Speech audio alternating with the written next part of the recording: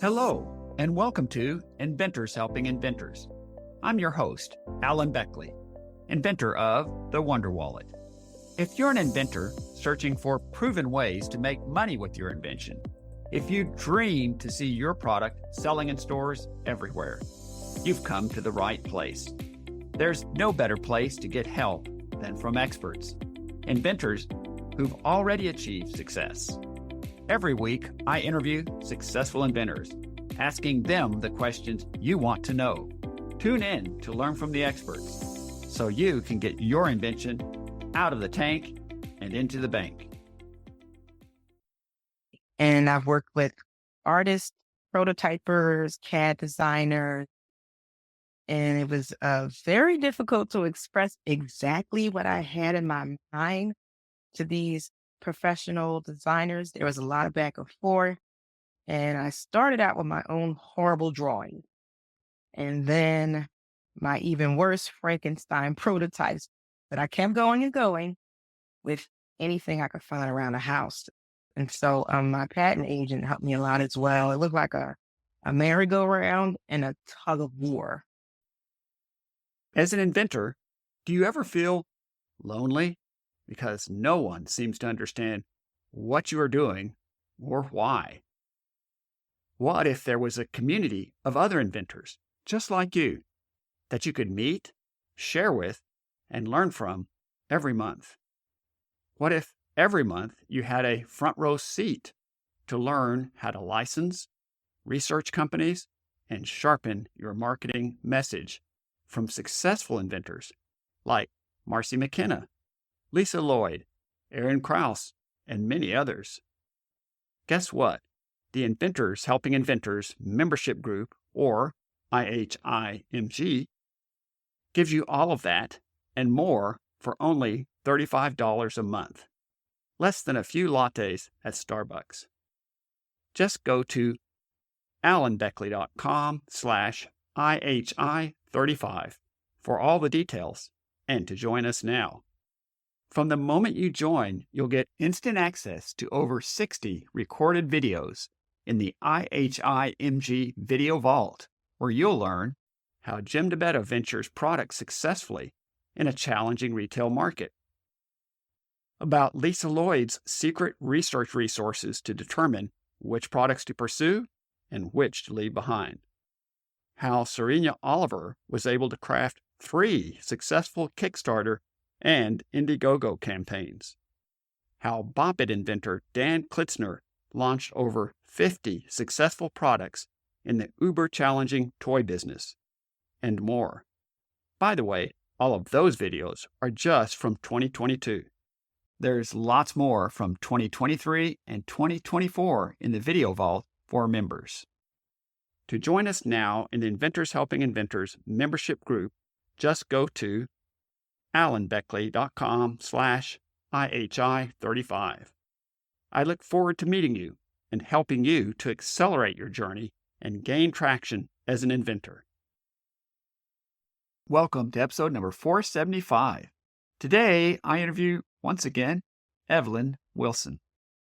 Now, today's episode takes a little different direction than what I typically do. It's an opportunity for you to listen in on a conversation between me and one of my inventor students who I've worked with for over 2 years and watched her grow and increase her skills as an inventor as she's been involved in my boot camp for inventors, the membership group for inventors, as well as the online licensing course. It's been a joy to me to work with Evelyn and to see her growth and expansion as an inventor, and you'll get to be listening in to some of those aspects in today's interview with Evelyn Wilson. Evelyn Wilson is from a modest upbringing in Philadelphia, Pennsylvania. She's always enjoyed being with family, friends, and learning. She's been a licensed nurse for approximately 30 years in her community, serving children and seniors. Throughout her many years of working, there have always been mandatory infection control annual CEU credits available. As Evelyn has said, they bathed our brains in it. One common theme throughout these teachings was the containment of microorganisms in one area to prevent spreading. Frequent hand washing, covering mouths and noses, and all-around cleanliness were extremely important as well. The cost of infection spread is usually misunderstood and often ignored. Evelyn experienced this repeatedly and noticed the toll that was taken on staff, patients, and their families. One morning when she was taking her grandson to school, her nose was running, and before she knew it, she had discarded dirty tissues all over the passenger seat.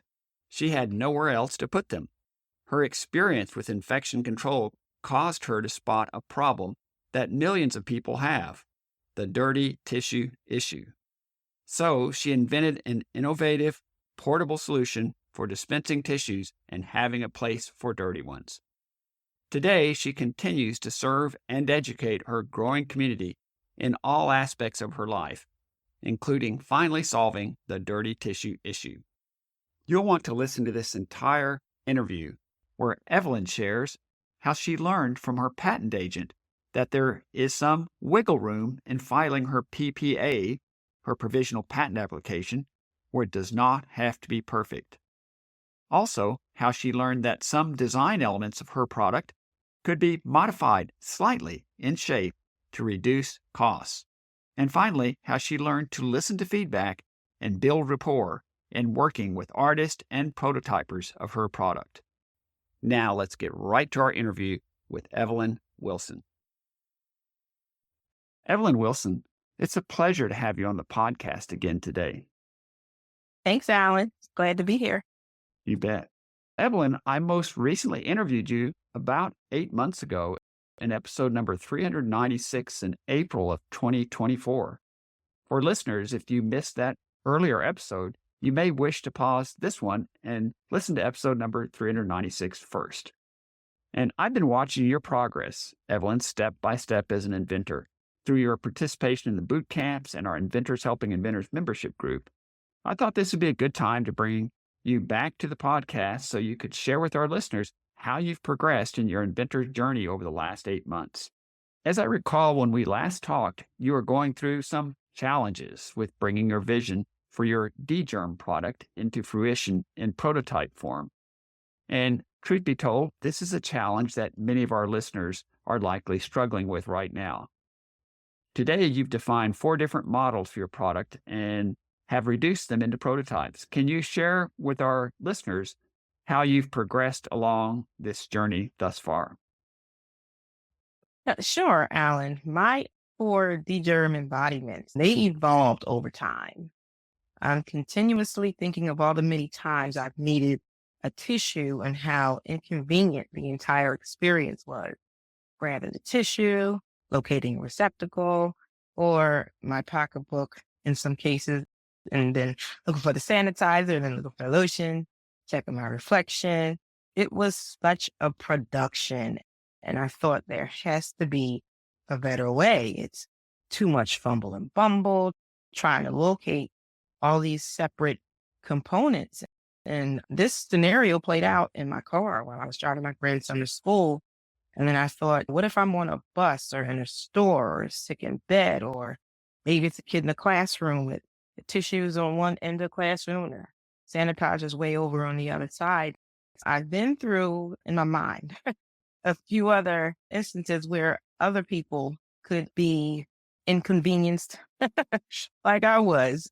And I just thought that it has to be a better way. It has to be a better way. And I've worked with artists, prototypers, CAD designers, and it was very difficult to express exactly what I had in my mind to these professional designers. There was a lot of back and forth, and I started out with my own horrible drawing, and then my even worse Frankenstein prototypes. But I kept going and going with anything I could find around the house.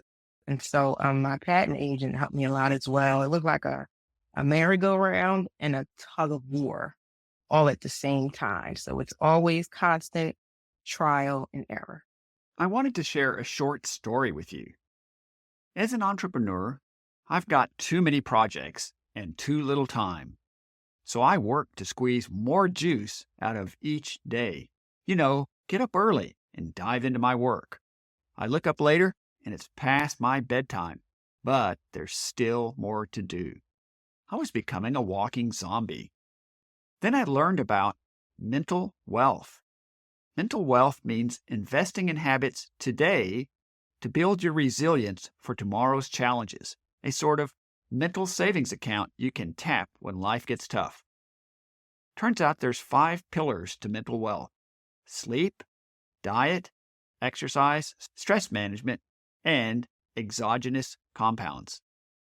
Exogenous compounds are things you eat or drink that provide a health benefit. Well, Magic Mind's tasty green shots support all 5 pillars of mental wealth. I've been drinking them for about a month now. 1 in the morning to increase focus, then 1 at night for better sleep. Daytime clarity and nighttime rest. No more zombie. Why am I telling you about this? I don't want to keep it to myself. My friends at Magic Mind have a special January offer just for my podcast listeners. They're offering you a dual pack of focus and sleep shots, bundled for the first time at 45% off. Ready to make 2025 the year you build your mental resilience? Magic Mind is here to help. Just go to magicmind.com/Alan B. Jan. That's ALAN, the letter B, JAN, all one word. To grab your pack of Magic Mind shots at 45% off for a limited time. Ready for more daytime clarity and restful sleep? Once again, claim yours now at www.magicmind.com/Alan B. Jan. Give Magic Mind a try. Claim your discount and let me know what you think. I think your experience with this tasty green elixir will be just as magic as mine. Several good points you made. I especially took this last one, the merry-go-round and tug-of-war. I like that combination. I don't think anybody ever referred to it quite that way before, but I think it's so true. And part of it, you referred to the fact that when you're working with people that are helping you take what's in your head, getting it onto paper, and then going from there to putting it into a real product or prototype form, it's a little challenging because they have their own view of it and you have your view of it, and they don't always meet the way you want them to. But in essence, as you highlighted about your product, it is the way to bring accessing tissue, lotion, sanitizer, a way to hygienically dispose of it, as well as having a mirror where you can see yourself all in one place. So that's, quite a convenience that you bring with the D-Germ product. Absolutely true. And it's also very, how would I say it? Very convenient because it decreases distraction. I just want to get on with my day. I don't want to look for 4 or 5 separate things. And if I check my face and there's something on there, I got to start the process all over again. How about I just get it right the first time? It makes so much sense. As I recall, 8 months ago, you had a related challenge, and that is, how do you put together and file a PPA, a provisional patent application, when your prototypes are not fully defined? The great news is that you have progressed through the PPA phase, and by the time listeners hear this episode, your utility patent may be filed. Congratulations. You've forged a great working relationship. In communication with my patent agent, with emails and Zoom calls. She's been such a great help. I truly feel blessed. She's very experienced and knowledgeable about this process in United States and foreign patents. And for some reason, I don't know why I thought this, but I thought everything had to be absolutely correct with my PPA in order for the utility to be filed. But she assured me that there's some wiggle room, and that is why we're assigned a patent examiner. And then again, the back and forth with the examiner starts, and there's time allowed for elaboration of my filing and my product. There's some wiggle room. Of course, you have to be guided by your agent or your attorney. But that was a huge sigh of relief because we feel this pressure to be perfect and have every part of our patent correct. And it's not going to happen. So you have to go back and forth, make sure everyone understands and make sure it's filed correctly according to the law. You made several good points, and certainly one of them is it's very exciting to convert a PPA to a, quote, real utility patent. The other thing is you highlighted that you've had a lot of communication back and forth with your patent agent. And what I'd like to just highlight for our listeners is, at least when I first started, I was very paranoid. And when it took 18 months before I got my first office action, before I first heard anything from the patent office, I began to become suspicious that my patent attorney had stolen my idea and gone off to Mexico with it, or any number of crazy, wild ideas. But when you come to realize that your patent attorney or agent is your best friend, they are your ally to help you go through this long, winding journey of prosecuting your patent with the USPTO, the patent office. And so keeping in good contact with them, answering their questions, and basically trusting them is really part and parcel to having a long-term successful relationship with them. Would you agree? Absolutely. She and I have such a good rapport. It's, I think I speak to her more than I speak to some family members at this point. Yeah, that's pretty funny, but she's a gem for sure. And there are a lot of good attorneys and agents out there as well. Yeah. Evelyn, let me ask you, we all have challenges. What would you say has been your biggest challenge to date? And what is your next level?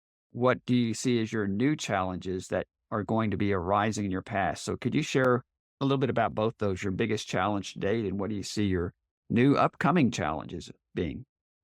My biggest challenge to date is still my CAD drawings and getting a prototyper to grasp my concept the very first time. But one thing I was very seriously pinned down to, and that was to make sure that my artist understood exactly the pictures I wanted drawn. Even though my artist didn't have the exact vision that I had, of course, it's my vision, it's in my mind. I had to make sure that those drawings were 100% what I needed. And so when I gave the drawings to the CAD designer, to the prototyper, there were a few things off. For example, I've learned a lot from the artists, the CAD designers, and the prototypers. I've learned that just talking with them in their professions, that circles are more costly to manufacture. So they would ask me, is it okay if we put squares there? And I'm like, sure, as long as it doesn't alter the concept of my germ, I don't see the point in why not. And they told me certain things just cost more. That type of information and those little bit of tidbits are extremely important. It's good to know those things. So I still make sure that me and those people still communicate.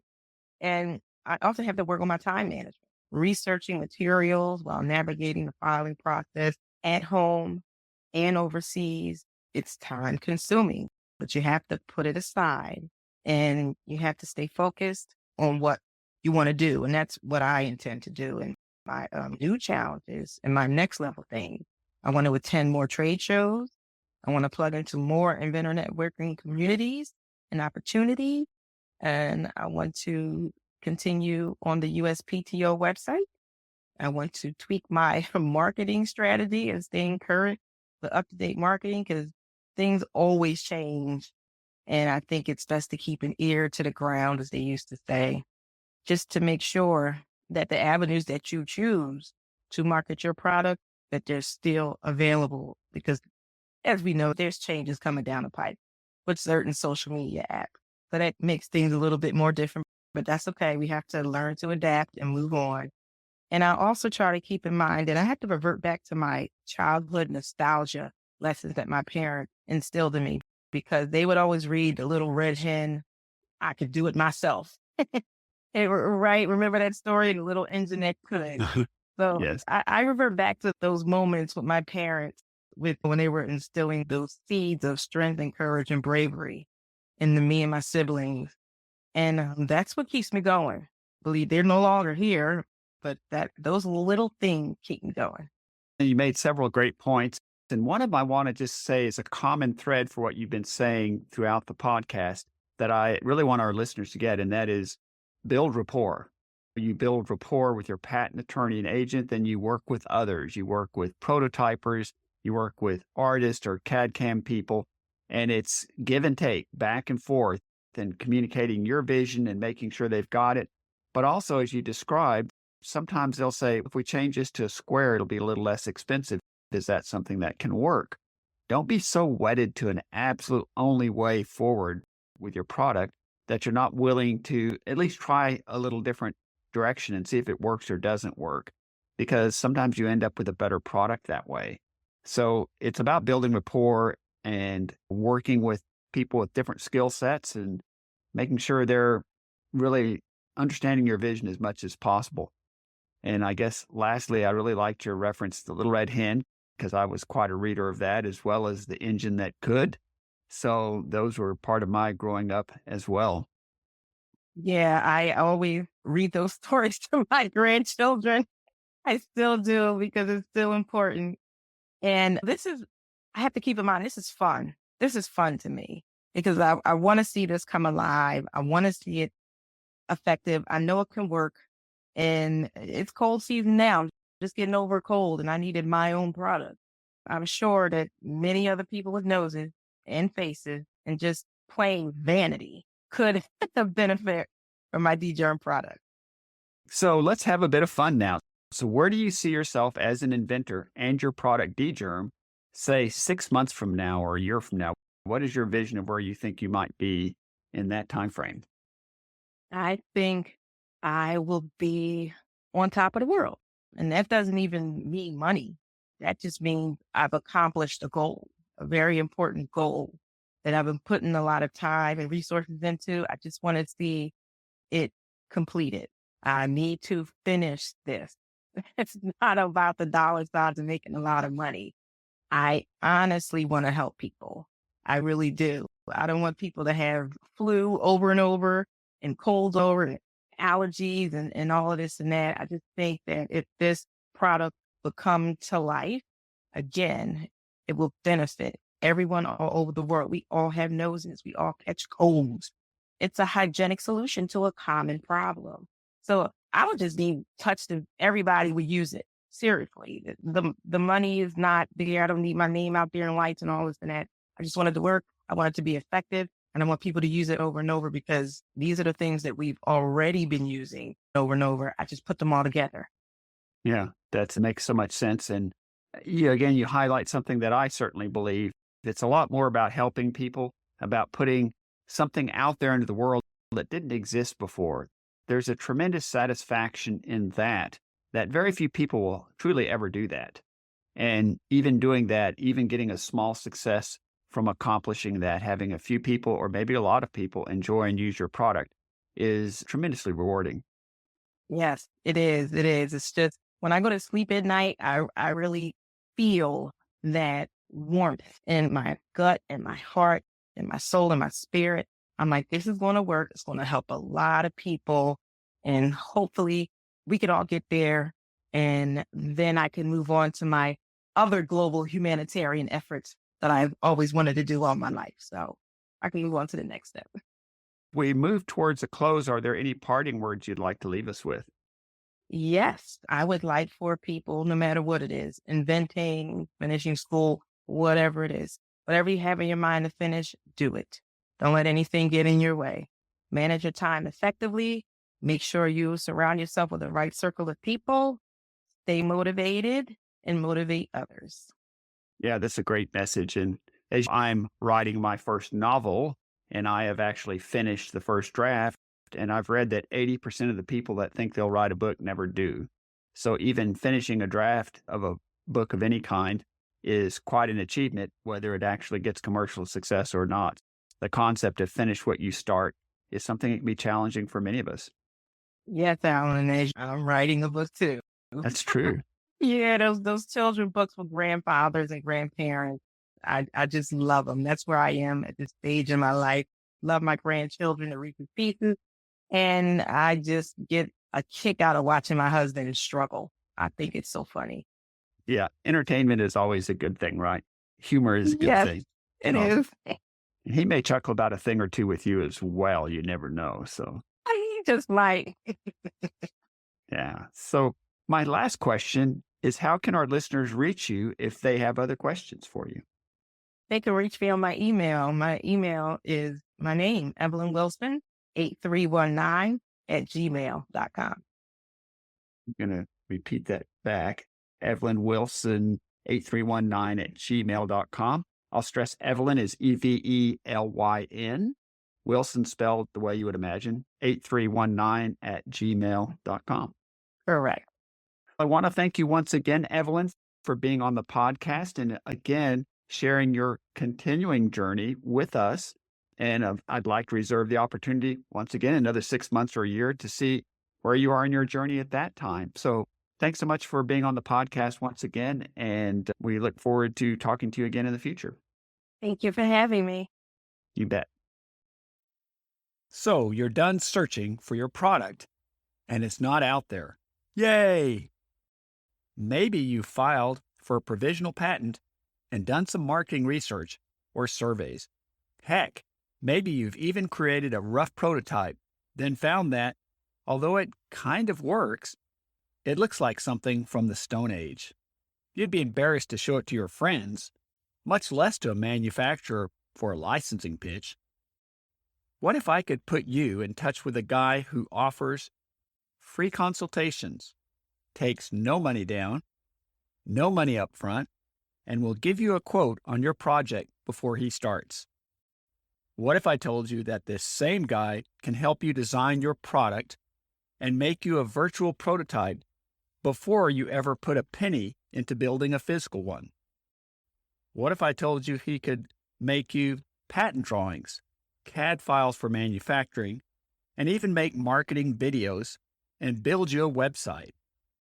If this sounds like someone you want to talk to, let me introduce you to my first podcast sponsor, Brian Keast at I Draw Dreams for Inventors.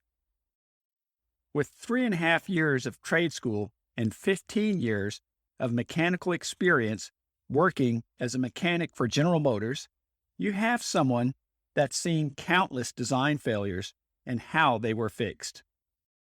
Also, he had a 25-year career as a general contractor who designed his own houses and remodels on computer-aided design. In getting plans through countless building departments, he gained a tremendous amount of experience by working directly with structural engineers. The many years of combined experience in these two careers gave him a unique look into stresses and failures in design. He brings this wealth of knowledge and experience to his company, I Draw Dreams, as the CAD guy who will design a product for you that will work. Every inventor I've referred to Brian has come away delighted with the work he has done for them, and I think you will too. Just make sure to tell them that Alan sent you. Thanks so much for tuning in to Inventors Helping Inventors. If you like the show, please tell your friends about it. Make sure to subscribe in iTunes or wherever you get your podcasts so you won't miss a single episode. Talk to you soon.